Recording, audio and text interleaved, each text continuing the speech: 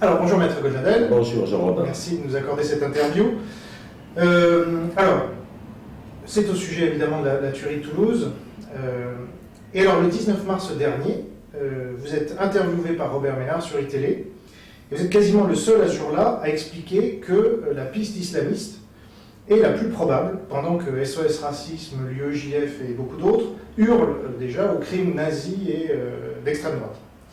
Est-ce que, pour autant, cela veut dire que vous avez raison sur toute la ligne, en général, sur votre analyse de l'antiracisme et de toute cette pensée que vous dénoncez depuis plusieurs livres maintenant?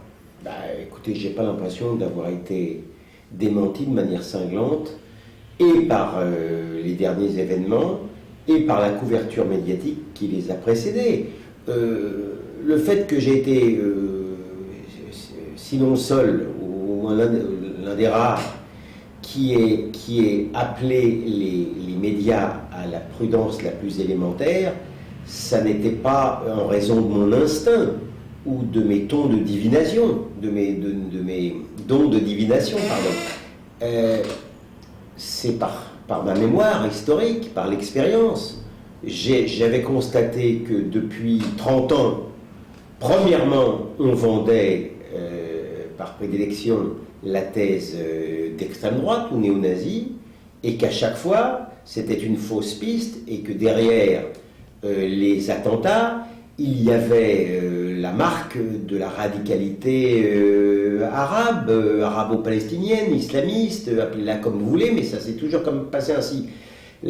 Alors, la grande différence, c'est que là, en raison de la sévérité de la police, on a vu et à la fois la fausse piste et à la fois la réalité. Et donc le contraste est brutal et saisissant. D'habitude, il faut plusieurs mois avant que de savoir de quoi l'on parle, et du coup, aucune leçon politique n'est faite de la réalité des événements. Et lorsque je dis qu'on a essayé de survendre la piste néo-nazie, totalement fantasmatique, c'était pas uniquement pour des raisons électorales, pas uniquement pour empêcher la droite d'utiliser sa thématique régalienne habituelle autour de la sécurité, de l'anti-islamisme ou de l'immigration. C'était aussi pour des raisons plus profondes idéologiquement. C'est que ces gens-là sont incapables d'imaginer un raciste autrement que dans la peau d'un blanc et une victime autrement que dans la peau d'une non-occidentale. Voilà la réalité, et elle est évidemment très brutale pour ces gens-là qui ont essayé. Ils allaient sur les plateaux de télévision pour survendre encore cela. Et, bien entendu, je ne dis pas qu'on ne pouvait pas évidemment risquer une autre hypothèse qui aurait été nouvelle, parce que depuis plus de 30 ans, pas une goutte, je dis bien pas une goutte, de sang juif n'a été versée en raison de l'extrême droite. Je ne parle pas de tombes qui peuvent être profanées, je ne parle pas d'injures, d'insultes ou d'orions, mais la mort, elle a été donnée soit par l'extrême gauche, soit par l'islamisme, qui ont d'ailleurs fait une alliance objective, sinon subjective. J'ai écrit récemment que l'islamisme était d'une certaine manière la maladie infantile de l'islam, alors que le gauchisme, on le sait, c'est la maladie infantile du socialisme, et que toutes les deux, elles sont très copines, et elles ont des parents très permissifs. Voilà. Est-ce que vous reconnaissez également la fausse piste antisémite qui nous est parfois servie dans les médias, avec l'affaire du RERD, avec l'affaire de l'incendie du centre juif Popincourt, avec l'affaire du rabbin Fari finalement automutilé? Ça, c'est quand même quelque chose qui revient souvent dans les médias. Mais Et on sera d'accord là-dessus. Non, mais alors, bien entendu, mais enfin, souvent, c'est l'œuvre d'exaltés ou de démons, ou de paranoïaque. Je vous fais observer que la piste du RER, c'était une fille qui n'était même pas juive. Mais tous les médias l'ont Mais non mais c'est vous qui m'interrogez, donc on peut les examiner rapidement. C'est une fille qui s'est greffée justement sur ces fantasmes antisémites de l'époque, et celui qui a mis dans le vent la communauté, c'est Chirac.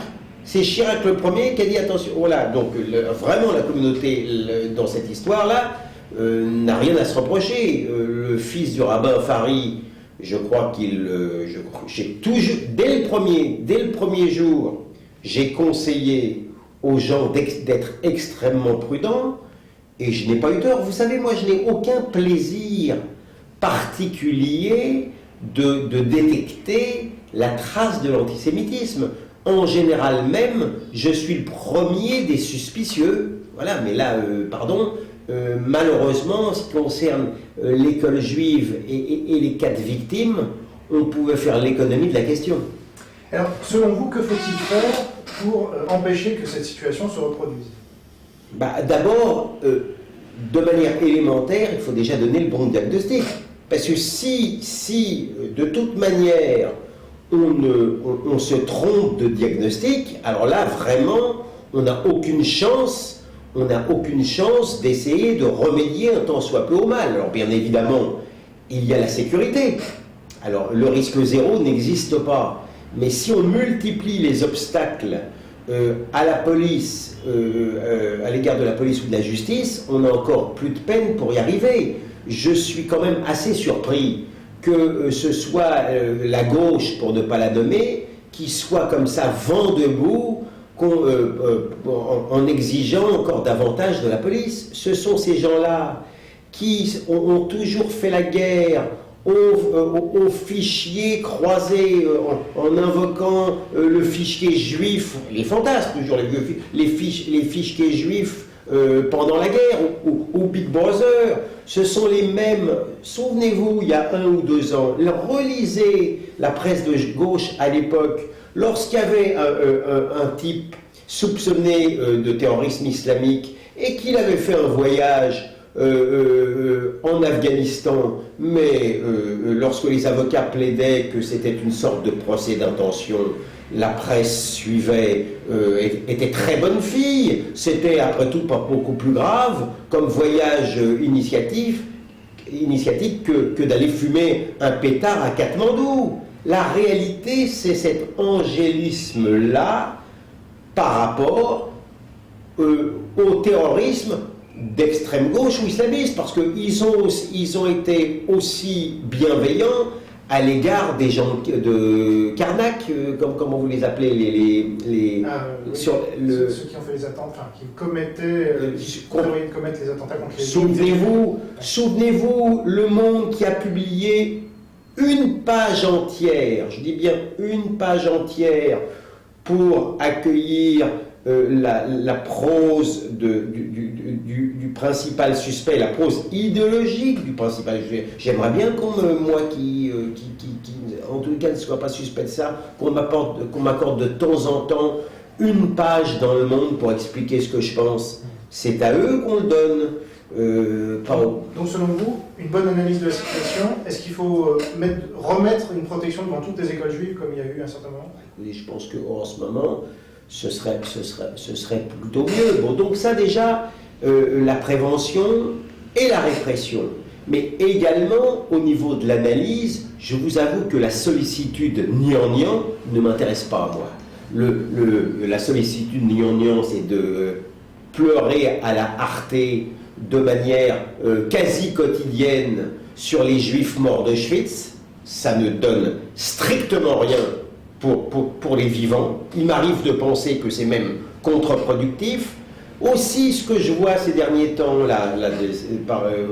hier, cet œcuménisme qui au nom de je ne sais quelle communion fraternelle, oblitère la marque juive. Parce que, qu'on le veuille ou non, et je ne le dis pas par je ne sais quel improbable dolorisme que je n'ai jamais beaucoup ressenti, je ne me vante pas souvent de faire partie du peuple qui a le plus souffert, hein. ou par une sorte de concurrence victimaire, là il n'y a pas de concurrence, puisque les seuls qui ont été visés ès-qualité de juifs, ès-qualité, pardon, en tant que tels, ce sont les juifs. Ce sont les juifs. Les militaires ont été visés en tant Vous que permettez, militaires. Ouais. lorsque j'allais y venir, lorsque je vois cette couverture du Nouvel Observateur, un journal qui en principe ne déteste pas mettre une grande étoile de David lorsque les circonstances s'y prêtent, ne serait-ce que pour vendre. Hein. Mais là, non, là, on était, la première page, c'est Juifs musulmans antillais. Mais c'est faux. La réalité, la couverture réelle, c'est Juifs, et si possible de petite taille, et militaires français.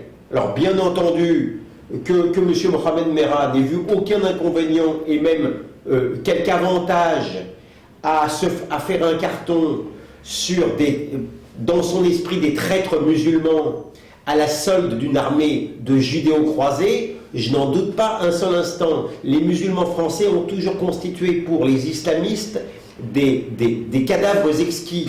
Et ça n'est pas un hasard cosmique si de tout le personnel politique qui a été particulièrement peu inspiré pendant cette semaine infernale, celle qui a trouvé les mots justes pour dire les choses et leurs causes, c'est comme par hasard Jeannette Bougrab.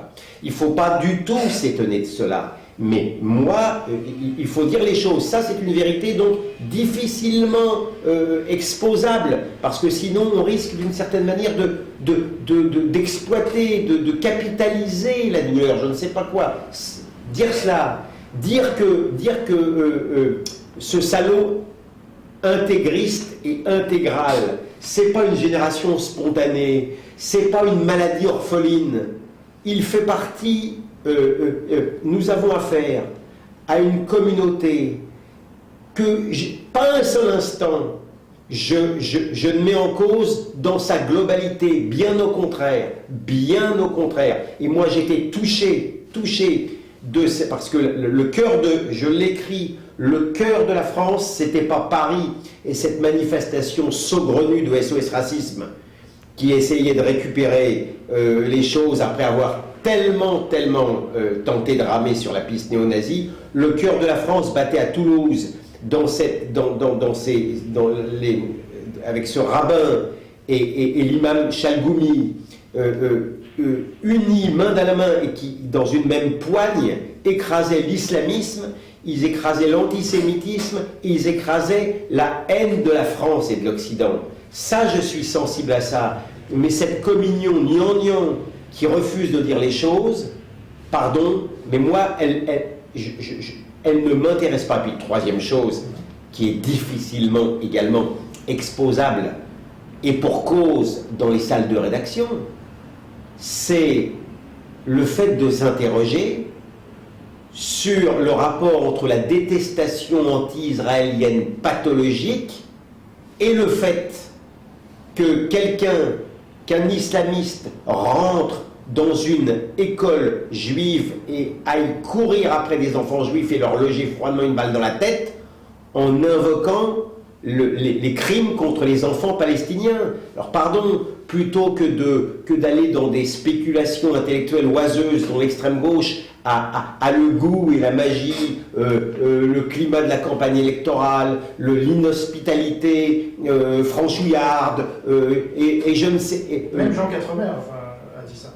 Il n'y a pas que l'extrême gauche, il y a aussi la gauche. D'accord, oui, mais vous savez... Oui, enfin, vous savez, la gauche française, malheureusement, a davantage un torticolis vers la gauche que vers le centre. Hein. On se compris une grande partie du Parti Socialiste. Lorsque Mme Guigou va à Notre-Dame de la Victoire, mais que quelques semaines avant, elle allait démarcher le garde des Sceaux pour défendre M. Hessel, qui défend les boycotteurs des produits de l'État juif, pardon, j'ai pas envie de communier dans la même salle que Madame Guigou. Pardon, mais ça ne m'intéresse pas vraiment, parce que cette spécificité de boycotter seulement les produits de l'État juif on a le droit de s'interroger du climat quand même que cela donne. Lorsque, non mais je voudrais vous dire, je suis allé chez Ardisson samedi, enfin l'émission a été montrée samedi. La première chose, j'étais opposé à un rappeur, Rust, qui est un garçon que je vois souvent sur le plateau LCI, et qui est un garçon que j'aime beaucoup. On n'a pas du tout les mêmes idées, il pratique la culture de l'excuse pour les petits gars des cités, mais c'est un garçon que je trouve sympathique, il est loin d'être idiot, et on s'entend bien tous les deux, vraiment on s'entend bien. La première chose Ardisson lance le sujet, bien entendu, la première chose qu'il me sort, c'est le cas de Mohamed Al-Dura.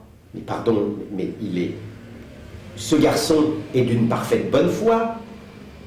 On sait qu'il y a eu un mensonge par imprudence qui a été propagé par notre chaîne nationale de service public d'information. Je ne vous parle pas de toute la controverse sur laquelle là je ne vais pas spéculer, mise en scène ou pas mise en scène, les procès sont en cours. Je vous parle de ce qui est déjà clos, à savoir le mensonge par imprudence de Charles Anderlin qui a énoncé tranquillement que c'était les soldats israéliens qui avaient ciblé le petit Mohamed. Arlette Chabot a reconnu, je crois au journal L'Humanité, qu'on ne saura jamais qui a tiré bien lorsque le rappeur me sort ça, il est d'une parfaite bonne foi, et vous ne croyez pas qu'il y a des centaines, il y a des milliers, il y a des centaines de milliers de jeunes musulmans qui de bonne foi pensent qu'effectivement il y a des salauds d'Israéliens qui ont voulu faire un carton sur un petit Palestinien dans les bras de son père. Alors quand vous vous mettez dans la peau d'un islamiste exalté, chauffé à blanc, qui est déjà assez peu porté vers le philosémitisme, et qui croit lui aussi de bonne foi, que ces salauds-là sont de tueurs d'enfants, est-ce que dans son esprit dérangé, on n'a pas le droit non pas de spéculer, mais de s'interroger? Ça vaut mieux que de leur spéculation oiseuse. La réalité, elle est là, Jean Robin. Et lorsque je vois aussi Stéphane Hessel, sur lequel vous venez d'écrire un livre, rappelons-le. Le vieil homme indigne, On y reviendra, j'ai une question, mais j'aimerais pouvoir poser quelques questions. Je termine là-dessus parce que c'est intéressant. Parce que ça interroge, ça questionne le fond de l'air, de la société française. Stéphane Hessel a déclaré en 2011 en janvier 2011 au Frankfurter Allgemeine Zeitung, et je l'ai écrit dans le livre que vous voulez bien citer, que comparé à l'occupation israélienne, l'occupation nazie est inoffensive. La différence, c'est que lorsque Le Pen dit bien moins que ça, il parle de soldats corrects, il est condamné moralement et judiciairement, et lorsque l'autre sort cette saloperie, il n'y a pas d'autre mot, il est encensé, il ne fait l'objet d'aucune condamnation. Est-ce que ça n'interroge pas? Est-ce que ça ne questionne pas? Est-ce que moi je dois, en la circonstance, me taire? Voilà la réalité des circonstances que l'on vit. Juste petite insiste sur ce que vous avez dit tout à l'heure sur Arte. C'est intéressant. Vous savez que Bernard-Henri Lévy est au conseil d'administration d'Arte. Est-ce que vous allez lui faire passer ce message sur le fait qu'on parle trop peut-être de la Shoah? Il y sera sensible, vous pensez? Pourquoi est-ce que je dirais cela à tout le monde, et pourquoi je ne le dirais pas si j'en ai l'occasion à Bernard-Henri Lévy? Je pense qu'il est accessible quand même au raisonnement, oui. Parce qu'il n'est pas vraiment sur le film, ce sujet-là. Mais beaucoup de gens de bonne foi, beaucoup de gens de bonne foi ne sont pas sur cette ligne. Mais moi-même, croyez-vous un seul instant que je sois insensible quand je vois des films sur la Shoah? Croyez-vous, bien entendu, j'y suis sensible. Je dis simplement que cette sollicitude-là, en la matière, elle ne donne strictement rien. Il lui arrive même contre-productive. Alors, Voilà. vous avez parlé d'Israël, est-ce que vous avez été choqué qu'on envoie en Israël ces petits Français qui ont été tués se faire enterrer? Mais pourquoi voulez-vous que je sois choqué? Je pose la question. Mais d'abord, ce sont des Franco-Israéliens. Ce sont des Français. Non, ce sont des Français, je vous réponds. Oui. Ce sont des Franco-Israéliens. Ils sont morts ici, mais ils sont de nationalité israélienne. Leur père, enfin voyons Jean, leur père était un professeur qui était en détachement en France. Sa base, si j'ose dire, elle était en Israël. Et vous ne croyez pas que pour un juif, même français, l'idée d'être enterré en terre sainte pour les religieux, en Israël pour les sionistes laïcs, vous pensez que c'est une idée monstrueuse? Ah, ça ne me choque pas du tout. Non seulement ça ne me choque pas, mais pour être tout à fait franc, ça m'émeut. Ça m'émeut. J'aurais préféré qu'ils vivent en France ou qu'ils vivent en Israël. Mais cette question-là, je ne la comprends pas. Vous comprenez que les gens soient choqués? Non, pas du tout. Pas du tout. Je ne comprends pas. Pas plus d'ailleurs qu'en ce qui me concerne, je ne sois choqué qu'un Français d'origine algérienne et loyal à la patrie française veuille être enterré à Alger ou à Tizi Ouzou. Ça ne me choque pas davantage. C'est d'ailleurs davantage. passé avec un des militaires qui s'est fait enterrer. Eh ben, mais d'ailleurs oui, et d'ailleurs je vais vous dire quelque chose. Maintenant que vous me le dites, je crois que ce malheureux militaire-là, il a été enterré au Maroc, mais l'idée ne m'est même pas venue à l'esprit que pour un militaire français, c'était inconvenant, bien entendu, que la terre natale ou que la terre des ancêtres est quelque chose d'important pour les hommes. Évidemment. C'est une question en termes de patriotisme quand même. Mais moi, vous savez, je raisonne en termes de loyauté. Et donc, pour vous dire le vrai, dans cette période terrible où justement beaucoup de gens en Occident n'ont plus l'idée de la patrie, plus l'idée de l'État, plus l'idée de la nation, je préfère cela. J'ai dit dans un des livres, il y a des gens au cœur sec qui n'aiment personne et aucune femme. Je préfère un homme qui aime deux femmes à la fois. C'est comme ça que je vois les choses dans l'existence. De Marc Bloch aussi sur les deux patries. Je ne la connais pas, mais je le rejoins aussi en la circonstance. Alors, revenons un peu sur les faits. Il y a eu 4 militaires de tués, puis 4 juifs de tués, tous français. Mais français. Alors, l'assassinat des 4 premiers n'a provoqué aucune réaction, enfin quasiment aucune, et l'assassinat des 4 suivants, donc les 3 enfants juifs et un professeur, a provoqué alors là un déluge médiatique et politique de condamnation, de chagrin, etc. La campagne présidentielle a été arrêtée, on a décrété une minute de silence dans tous les par le président de la République en plus. Bon. Est-ce que selon vous, je vais être assez direct, mais est-ce que selon vous on a surréagi au sujet des Juifs et sous-réagi au niveau des militaires? Certainement pas. Certainement pas, et je vais m'en expliquer. D'abord, les Juifs, comme vous les appelez, ça succède aux militaires, et donc on y voit, et à juste titre, la main du même homme. Donc c'est de la même manière quand on regarde les serial killers, quand ce qui s'est passé d'ailleurs aux États-Unis ou d'autres endroits, bien entendu, la pression monte au fur et à mesure que le tueur réitère et est en passe de réitérer. Donc ce crescendo dans la passion est parfaitement logique et compréhensible, premièrement. Deuxièmement... Sur ce point, le premier militaire avait été tué le 11 mars, les 3 militaires suivants le 19, je crois. Donc déjà, il y avait un crescendo. Oui, c'est ce que je vous dis. Mais avant même les Juifs. Oui, mais bien sûr. Et s'il y avait eu encore...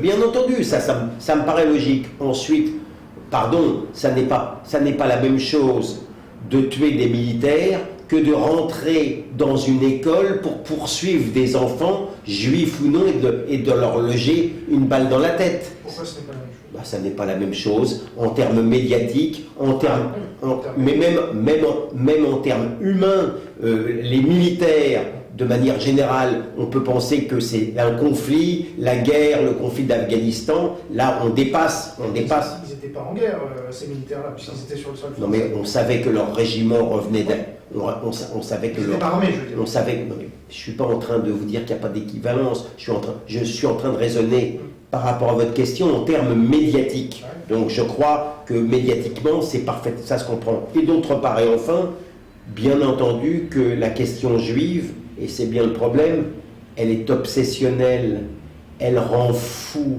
Tout ce qui tourne autour de la question juive, en ce compris le conflit israélo-palestinien, est surestimé, surévalué, fantasmé de manière exponentielle. J'ai écrit dans le nouveau Bréviaire de la haine, qui est l'un de mes premiers ouvrages, il y a quelques années, je crois en 2001, que je rêverais d'être ne serait-ce qu'un seul jour sarde.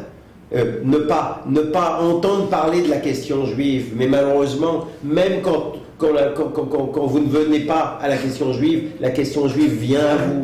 Bien entendu. Si je comprends bien, c'est que les médias sont emballés. Non, à la circonstance, je vous donne des explications. Et pour vous, les médias ne sont pas emballés? Oh non, je crois que les médias ont été à la hauteur exceptionnelle de l'événement exceptionnel. Et les politiques, selon vous, ont réagi de la bonne manière également? Je vous ai dit tout à l'heure que je ne suis pas totalement, mais je n'en suis pas surpris. Effaré par l'intelligence des commentaires politiques, j'aurais préféré. Oui, ça, les commentaires politiques, c'est une chose, mais que le président de la République décrète une minute de silence dans toutes les écoles. Je trouve que Nicolas Sarkozy était à la hauteur de sa fonction. Alors, le précédent meurtre d'un juif en France, c'était Ilan, on s'en rappelle tous. Est-ce qu'il n'y a pas un parallèle? Est-ce que vous connaissez l'affaire William Modolo? Non.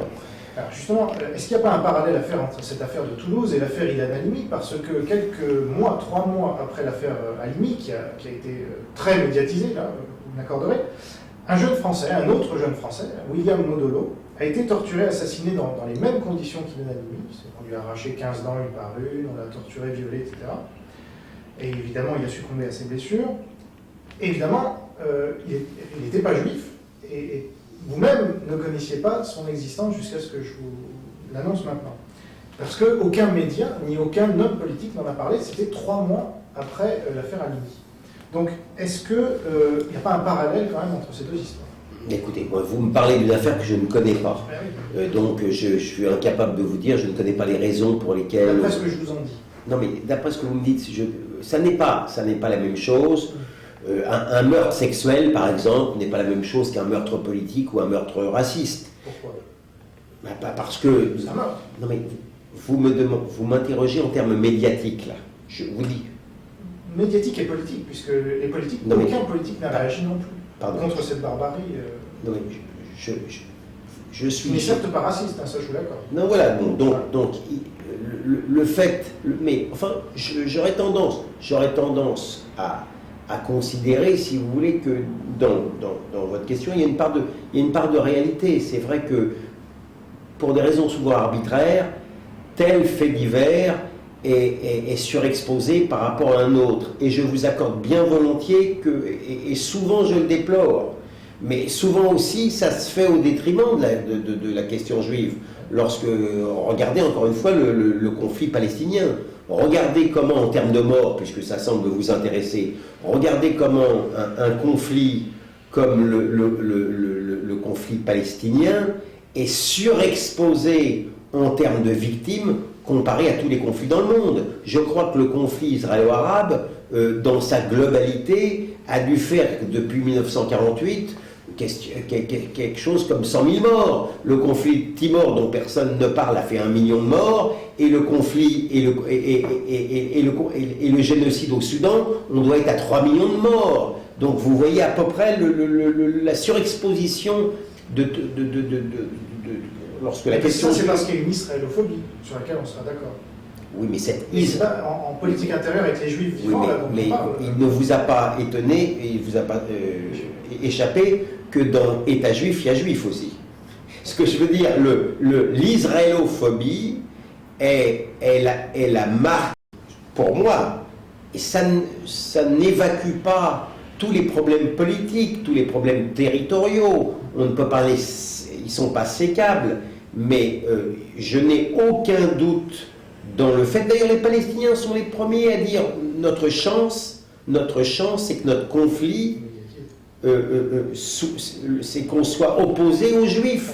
Si nous n'étions pas opposés aux Juifs, mais à un autre peuple, ça fait longtemps qu'on nous aurait oubliés. Donc ça, c'est une donnée qu'il est difficile de contester. Bien. Le fait qu'Israël laisse entrer les journalistes. Alors, ça joue. Alors ça, c'est encore une autre question. Est-ce que l'hyper-démocratie israélienne fait qu'il y a plus de Juifs au mètre carré, sans doute, qu'en Syrie, plus de Juifs, pardon, plus de journalistes au mètre carré qu'en Syrie ou au Soudan? C'est encore une autre donnée. Parce que malheureusement, tout cela est bien compliqué. Mais pour en revenir à votre question sur Ilan Halimi, pardon de vous le dire, mais moi, ce que j'ai le plus retenu dans le drame d'Ilan Halimi, et je l'ai écrit il n'y a pas longtemps non plus, et c'est une question qui m'intéresse quand même davantage que de comparer les cas en question, c'est que notamment l'extrême gauche a péroré, ergoté, ratiociné sur le caractère antisémite ou non de l'enlèvement et de l'assassinat précédé de torture d'Ilan Halimi, alors que M. Youssouf Fofana est aujourd'hui le premier à revendiquer avec une grande fierté son antisémitisme. Aujourd'hui, mais pas à l'époque, puisqu'il s'était attaqué à des non-juifs aussi. Oui, mais vous voyez, la différence entre ces gens-là et moi, c'est qu'à l'époque, lorsque je lis qu'on l'a enlevé parce que les juifs ont de l'argent, et lorsque je lis également que tel ou tel l'a torturé, lui a écrasé une cigarette sur le corps parce qu'il était juif, avec mon esprit sans doute un tout petit peu obtus, j'ai tendance à flairer l'antisémitisme. Mais pour vous, un crime antisémite est plus grave qu'un crime non antisémite ou non raciste? C'est une notion, je ne sais pas moi, torturer... Parce qu'en justice, c'est fait aggravant, justement. Écoutez-moi, torturer un homme, c'est torturer un homme. Torturer un jeune homme, c'est torturer un jeune homme. Je ne suis pas tellement pour cette hiérarchisation. Et pourtant, les médias hiérarchisent. Ils ont parlé tant et plus de Ilan Halimi parce que juif, non, mais et pas du tout de William Odolo parce que je ne vous dis pas qu'il n'y a pas une sorte d'habitude qui est de privilégier de manière générale, et ça transcende largement l'antisémitisme, de privilégier le meurtre pour racisme par rapport au meurtre pour d'autres raisons, et je ne suis pas loin de vous suivre sur cette réflexion-là. Moi, à mon avis, effectivement, l'infamie ne culmine pas par le racisme. Il y a d'autres marques, ou par l'antisémitisme, il y a d'autres marques d'infamie. Et d'ailleurs, dans l'injustice faite, ça me permet de le dire autrement, ce que je veux vous dire. Dans l'injustice faite à l'État juif, d'ailleurs, très souvent, je ne vois pas seulement que la marque de l'antisémitisme. On peut être stupidement et atrocement et injustement anti-israélien par bêtise, par ignorance, par intérêt, par goût de la provocation et également par antisémitisme. Ça n'est pas incompatible avec les autres notions, mais je suis d'accord que ça n'est pas une explication unique. Mais en général, dans l'antisionisme radical, être antisémite, ça aide. Alors, est-ce qu'on est d'accord sur la surréaction générale quand il s'agit de juifs? Ah, mais totalement. D'accord. Totalement. Est-ce que vous pensez que cette surréaction peut venir de la peur là je parle des dirigeants, est-ce que cette surréaction peut venir de la peur de nos dirigeants d'être traités d'antisémites s'ils ne réagissent pas à la hauteur où il le faudrait? C'est-à-dire qu'il y a une pression qui leur serait mise, une sorte de chantage. Alors, pardon, mais je n'y crois pas beaucoup. Je vis, en tous les cas, à notre époque. Ouais. Bon, d'abord, permettez-moi de vous dire que, s'agissant quand même d'un peuple qui a connu la Shoah, on ne peut pas quand même totalement oblitérer ce fait. Ça n'est pas arrivé à tous les peuples dans le monde que d'être assassinés en masse, femmes et enfants compris, en raison de leur origine. Donc que le sujet en question soit, de par la mémoire, de par l'histoire, de par la douleur, mis un petit peu en exergue, ça n'est pas totalement surprenant. Là, c'est pas un petit peu encore. Non, mais tous mes livres, Jean Robin, ne m'obligez pas à caricaturer ma propre pensée. Tous mes livres expliquent la folie actuelle à travers le prisme de la Shoah. Vous n'êtes pas le plus mal placé pour le savoir. Je dis que justement, aujourd'hui, la manière de tout expliquer par le racisme, la détestation de l'occidental lui-même vient précisément de la Shoah. Donc, de ce point de vue-là, ça n'est certainement pas moi qui va vous donner tort, et par une sorte de terrible ruse, je dis que c'est la ruse du diable, ou la dernière ruse d'Adolf Hitler, le pays et le peuple, par voie de conséquence, qui ont fait le plus les frais, c'est justement l'État juif, puisque via justement le crime le plus horrible commis par un peuple occidental, eh bien aujourd'hui Israël, pays occidentalissime par excellence, en raison de ses prouesses techniques, militaires et autres, est l'État le plus détesté du monde. Eh bien cela, ça vient de la Shoah, pour vous dire à quel point je suis complètement en phase avec cela. Donc, ça amène les politiques à en faire trop. Non, alors pardon, mais là au contraire, comme malheureusement nous sommes maintenant dans une situation tellement folle, où on est dans une concurrence victimaire, vous avez vu au contraire qu'il pèse tout au trébuchet, juste ce désir. On touche à un juif, on touche à la République, on l'a entendu. Non, mais enfin, oui, Chirac, vous permettrez quand même. Hollande, Sarkozy lui-même, lorsqu'il insiste lourdement sur le fait que des musulmans ont été tués avant même que des juifs soient tués, alors que je vous dis, parce que tels sont les faits, que les musulmans n'ont pas été tués parce qu'ils étaient musulmans, mais parce qu'ils étaient militaires, donc vous voyez bien que ça n'est pas les mêmes choses. Le fait de les ranger dans la même catégorie, y compris par les médias, ça vient du fait justement de ne vouloir gêner, vexer personne et de ne pas passer et de oublier les chrétiens par contre. Pardon, mais j'ai dit partout qu'aujourd'hui, médiatiquement parlant, la religion la plus maltraitée, ça n'est certainement pas la religion musulmane, ça n'est certainement pas la religion juive, c'est la religion catholique. On ne se permettrait pas le quart de la moitié des plaisanteries, des vexations que l'on fait à l'égard de Jésus ou de la religion catholique que s'il s'agissait de la religion islamique ou de la religion juive. Vous me permettrez quand même, cela étant, de conseiller davantage, si l'on tient à sa vie, de moquer la religion juive que de moquer la religion musulmane. On sera d'accord. Alors, je vous ai fait passer un article de Shmuel Trigano, un article d'aujourd'hui, dans lequel il parle de syndrome pathologique de la France. Et il rappelle qu'en France, on ne veut pas voir cet antisémitisme d'origine musulmane, donc comme vous partagez cette idée, je pense. Et il écrit aussi ceci. Être mis seul en France, en balance avec toute la République, est très inquiétant. Cela revient sous des dehors d'excellence à sortir les Juifs de toute norme et les exposer à une adversité radicale qui échappe donc à toute loi.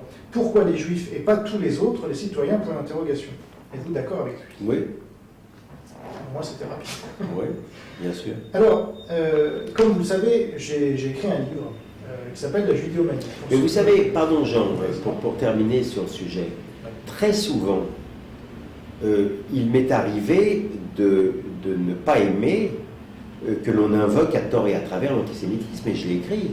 Lorsqu'on voulait nous expliquer que Polanski était particulièrement maltraité parce qu'il était juif, je n'ai pas aimé. Lorsqu'on l'a suggéré pour Strauss-Kahn, et pourtant, pénalement parlant, j'ai défendu l'innocence pénale de Strauss-Kahn, je n'ai pas aimé. Lorsque, il y a quelque temps, Jospin, il y a quelques années, Jospin avait critiqué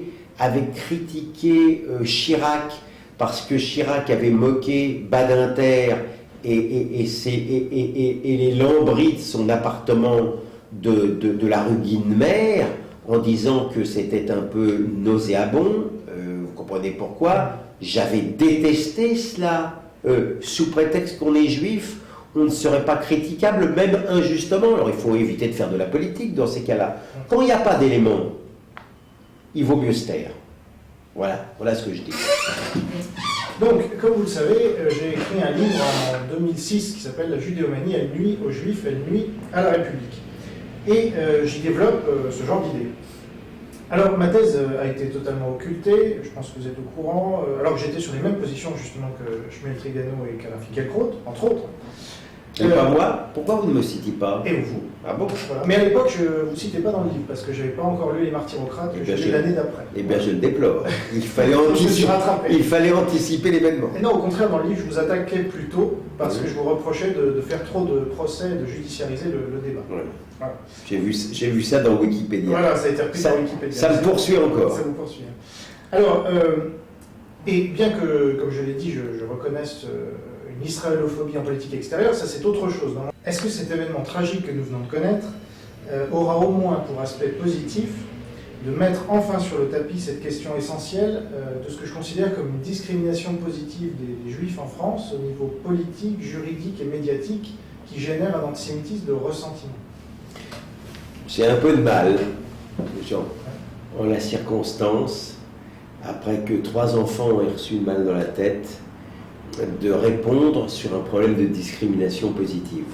D'un site qui produit un antisémitisme de ressentiment. Ça ne m'a pas échappé.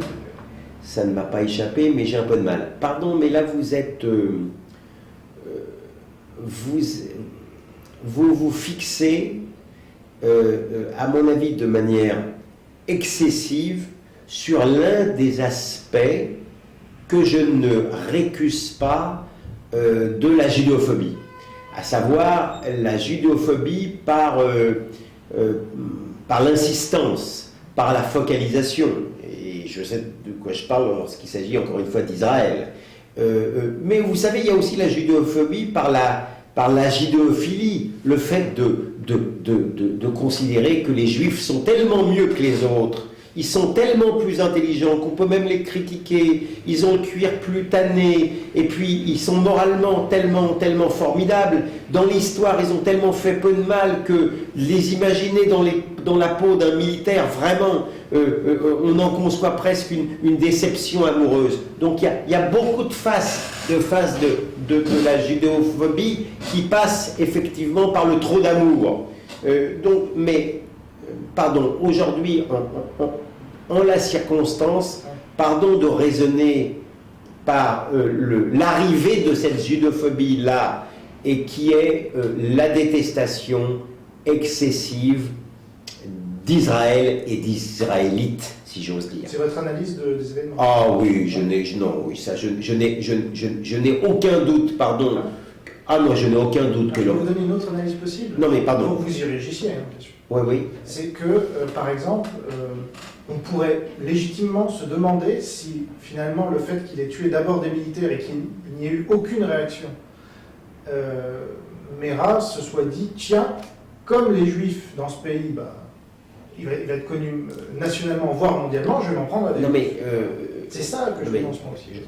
Jean Robin, je veux bien que vous imaginiez et que vous prêtiez à feu Mohamed Merah ce genre d'intention publicitaire. Ouais. Mais pardon de vous dire que feu Mohamed Merah nous a laissé quand même en lait ses intentions testamentaires. Il a expliqué aux policiers qu'en rentrant dans l'école juive, il voulait tuer des enfants juifs pour venger les enfants palestiniens.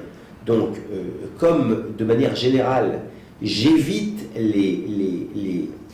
encore une fois la spéculation intellectuelle hardie au profit des évidences factuelles, vous me permettrez, en ce qui me concerne, d'en rester aux explications premières. Vos explications secondaires sur le pourquoi de la détestation ou la judéophobie moderne ne sont pas invalidées pour autant. Mais dans l'instant, pardon d'en revenir aux évidences factuelles. Donc on peut aussi ne pas croire ce que dit un terroriste. Ça, c'est encore autre chose. Écoutez, on peut reprocher beaucoup de choses aux terroristes islamistes, mais lorsque ce terroriste islamiste est coincé dans une souricière, si j'ose dire, et qu'il veut donner les motifs de son geste, on n'a pas affaire à des menteurs. Hein. On peut leur reprocher beaucoup de choses à ces gens-là, mais ce ne sont pas des menteurs. Donc, pour vous, il n'est pas devenu rentable. J'utilise ce terme un peu de manière provocante, mais... C'est difficile de me provoquer, je crois. Donc pour vous, il n'est pas devenu rentable médiatiquement et politiquement de s'en prendre à des juifs. Rentable? Ah oui, médiatiquement et politiquement. C'est-à-dire que là, Meira avait toute la France pour lui.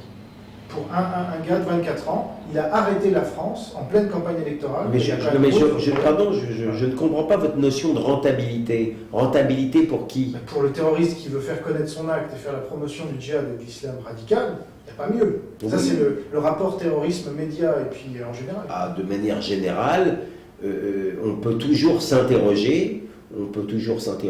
Je n'ai pas attendu votre question pour le faire sur l'intérêt de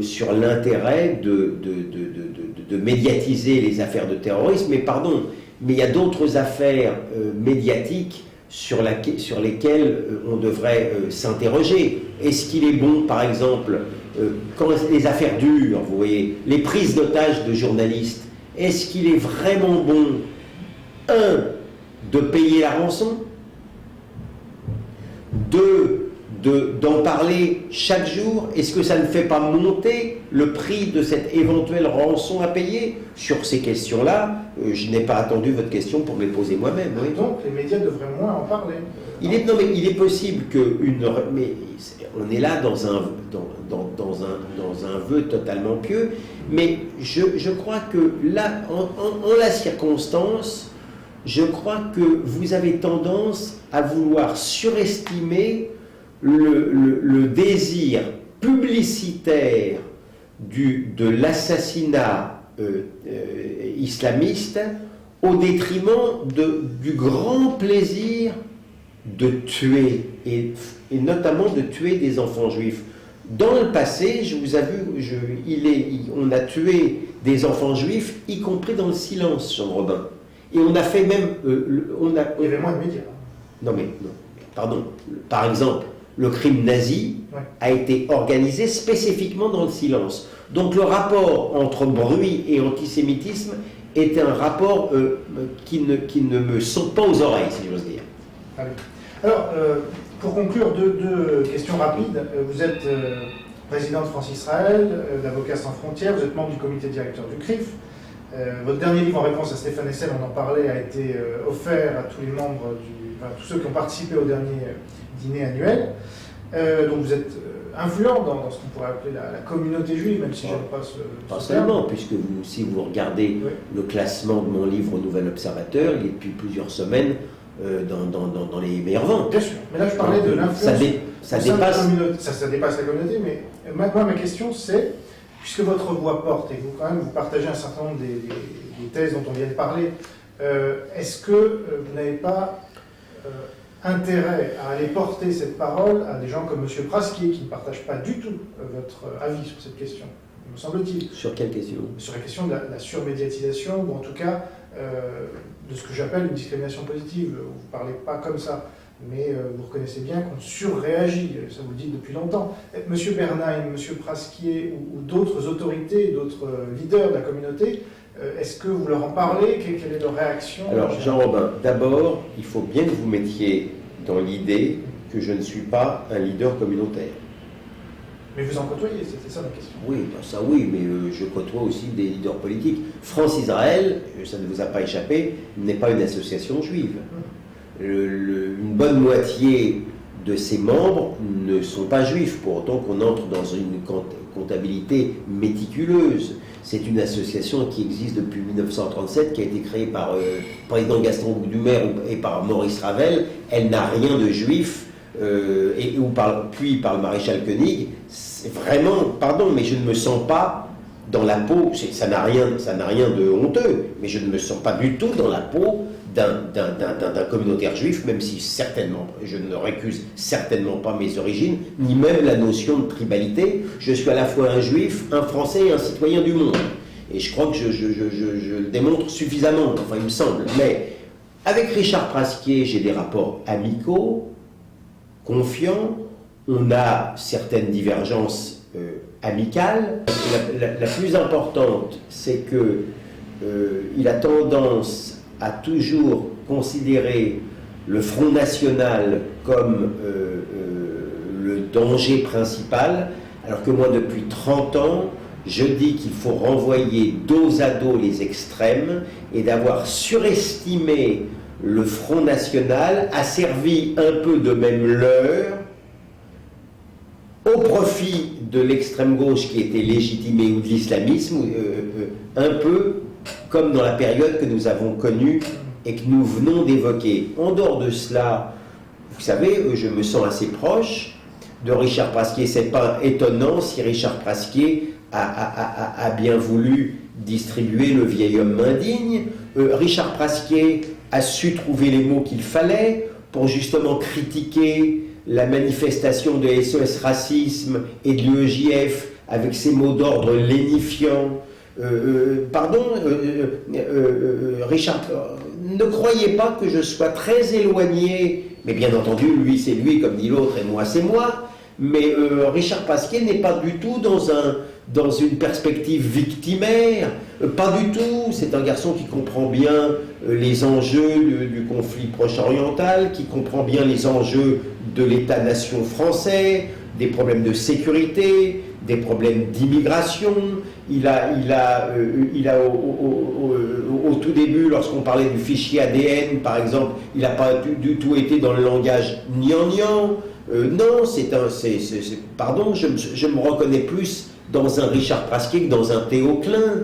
Non, mais bien sûr que les hommes ont des divergences et des différences d'approche, mais vous savez, vous êtes parfois critique à l'égard du CRIF, et il vous arrive d'avoir des critiques légitimes, mais avec votre intelligence, Jean Robin, ne sous-estimez pas non plus pourquoi aussi on critique excessivement le CRIF. Ne sous-estimez pas cela. Il y a beaucoup d'injustices. Oui, il y a beaucoup d'injustices dans les attaques contre le CRIF.